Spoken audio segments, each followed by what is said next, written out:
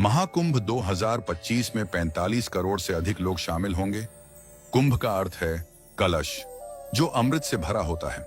इसका उल्लेख वेदों, श्रीमद्भागवत और स्कंद पुराण में मिलता है। एक बार दुर्वासा आर्षि इंद्र से मिलने स्वर्ग गए। इंद्र अपने हाथी ऐरावत पर सवार थे।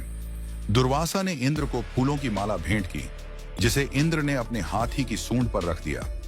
ऐरावत ने माला को कुचल दिया, जिससे दुर्वासा ऋषि नाराज हो गए और उन्होंने इंद्र को श्राप दिया कि उनका ऐश्वर्य नष्ट हो जाएगा।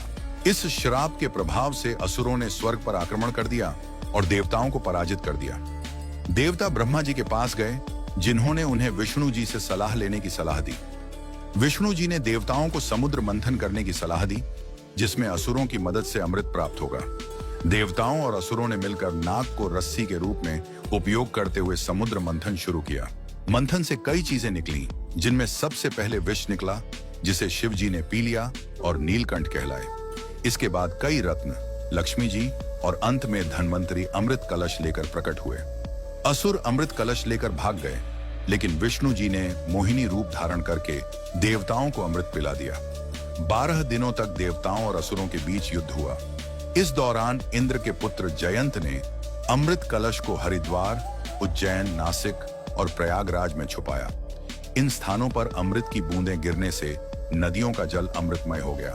देवताओं के 12 दिन धरती के 12 वर्षों के बराबर होते हैं, इसलिए हर 12 साल में इन स्थानों पर कुंभ मेला आयोजित होता है। प्रयागराज में गंगा, यमुना और अदृश्य सरस्वती का संगम होता है, जिसे त्रिवेणी संगम कहते हैं। यहाँ स्नान करने से पापों का नाश होता है। प्रयागराज को तीर्थों का राजा कहा जाता है, जहाँ एक डुबकी से 100 गुना अधिक पवित्रता प्राप्त होती है।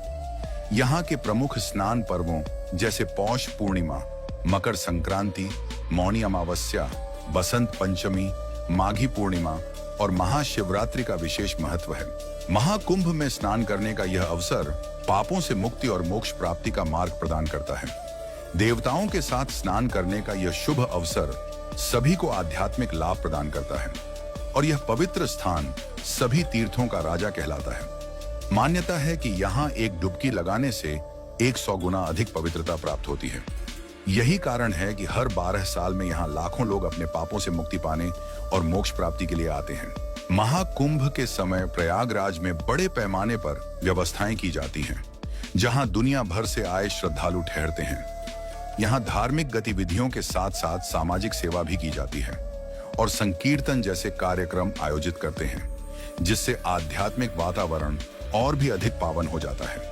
महाकुंभ 2025 का आयोजन पापों से मुक्ति और देवताओं के साथ स्नान करने का एक अद्वितीय अवसर प्रदान करता है। यह विश्व की सबसे बड़ी शांतिपूर्ण धार्मिक सभा न केवल धार्मिक बल्कि सांस्कृतिक और सामाजिक रूप से भी महत्वपूर्ण है, जहां लोग एकत्रित होकर अपने आध्यात्मिक और सामाजिक जीवन को समृद्ध करते हैं।